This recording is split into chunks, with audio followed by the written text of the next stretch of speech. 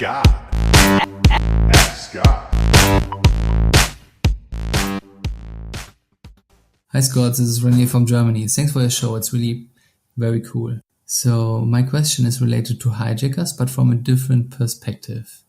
I am new to private labeling and I'm now searching for a niche that is working well, where I could get into. And I heard that you can protect your product from hijackers. And hijackers are guys, as I understood, who are selling the same stuff like you do. And you can prevent this by, as I heard as well, I think in one of your last podcasts, when you offer your product in a bundle, in some kind of special bundle, then you're protected by Amazon. And my question is now, when I choose a niche where I want to get into and I buy samples, when I buy a product for, let's say, $500 to $1,000 and get into this, could it happen that some established private labeling guys come to me and tell me, hey, this niche and this product, what you're selling there is protected. Please stop this. Then this would mean I wasted a lot of money for nothing. So how can I prevent this? How can I see what I cannot sell? So I want to avoid this problem. It would be cool if you could elaborate a little bit on that. Thank you. Hey, Renee, all the way from Germany. Man, oh man, I love that. I love it that we're, again, getting some international listeners, which we have a ton, I know, globally. TAS is in Germany now, which is pretty cool. So Renee, thank you again. I appreciate it. And congratulations on getting started. Okay, so this is a good question. Again, you're a little bit down the road now, right? I mean, I don't know that you've really gotten the products picked or anything, and I get it that you kind of want to figure this out a little bit before you go down that path. First off, when you're going through the product research stage, you do want to start looking at, possible trademarks and patents and stuff like that. And there's some ways that you can kind of do it, but you're never really going to know for sure unless, number one, you can buy the product, you can look at the product. If they have a patent pending, it's going to say patent pending most of the times. Or if you're at all concerned, then you're going to want to contact an attorney, like plain and simple. And I think that's the risk that we all run is like, we kind of know about patents. You can do a patent search on Google and stuff too. And I definitely think you should probably do that probably first and just search for the patent. But the patents are so tricky because it could be patented on a certain woven pattern on your material, not necessarily the device. So then you would just have to tweak that and then you wouldn't be in violation. But you definitely want to do your homework there.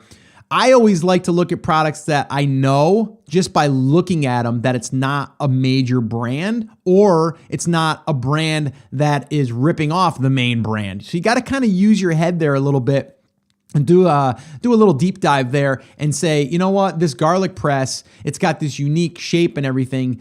Did this company manufacture this? Are they claiming that it's a certain unique design that's, custom made for them? And then they have patent pending. Like those are the things that I'm going to look for. But let's just say though that you find your product and then you want to add another product. And what you've been hearing as far as whether it's here or anywhere else, by bundling a product, it's going to make it harder for someone to hijack a listing. Now, we've also talked about brand registry. If you brand register, it's going to be, I can't say that it's going to be a definite, but there's a good chance that it will help you when you do, if you get hijacked, then you can go ahead and create that claim. Or also, we've also seen in some cases, if you're brand registered, then what'll happen is people that want to try to list your product, like your exact same product, it will say you need to request permission to sell this product. Doesn't happen all the time, but it's another way for you to be able to protect your listing if they enforce it on your product. And there's a lot of different factors that I've been hearing of why that would happen, and it may not happen to you. Maybe you're too new of a seller. You just got brand registered. Like, who knows? Like, we don't know all the ins and outs of that just yet. And if I hear that, or if you guys listening know of that or a little bit more criteria, then let me know for sure. But going back to being hijacked, really by bundling your product, you're going to be able to reduce that, right? It makes it a little bit harder for someone to find those two elements or those three elements and putting them into a package and then branding it with your branding. Like, All of those different steps that someone would have to take is going to make it harder for them to take over your listing or to take your product and then jump on your listing. So just think about that for a second. If you had to go out and find a supplier over on the left and a supplier over on the right to make those two come together with two different products in one package, it's going to be harder for them to do it too. And they're just going to move on to the next because there's easier ones out there for them to go and hijack, right? Because they're going to go after one that's not branded well, or one that's a single unit that it doesn't have good custom packaging, that's not branded on the product. Again, if you have your branding on the product, they have to make that product to be totally, exactly the same thing, because then we have, a product that is not identical to the one that they're selling, and they can't do that. And then that would be enforced by Amazon, and that would be almost immediate because you could totally prove that. You'd have to just buy a test order and then send it in, and then you'd have to prove that yours has that. The other little side note here I'd like to mention is if you're ever having a mold created for a product. We talked about this on one of our Facebook lives, our Power Hour with my good friend Dom Sugar and Chris Schaefer. And we were talking about this, and Dom says he does this on all molds that he ever does. And I'm actually in the process right now where we're looking to create a mold. What you're going to want to do here is have your brand name right inside the mold. So this way here, if someone was to copy yours, they would have to have the same mold to be identical, right? Because yours is going to be printed inside, like embedded, like embossed inside of your product somewhere, some type of marking. So this way here, it's authentic to you. And then this is another reason you'd want to do it, is because if your supplier has that mold and they start making it for someone else, you're going to be able to say, wait, whoa, in our agreement, we said that mold was exclusively available to us, and I know that you've used it on others because they're selling it on our listing, and that's not me, and I haven't sold to them. I've only sold to, so you're going to be able to kind of go back and kind of show that history. Now, again, you'd want to have something written up here, and preferably an attorney. And again, it probably isn't going to cost that much to have an attorney draw something up like that. And then this way here, it's done. And this way here, once you have it, you'll have it. You can always tailor it to the next supplier if you need to.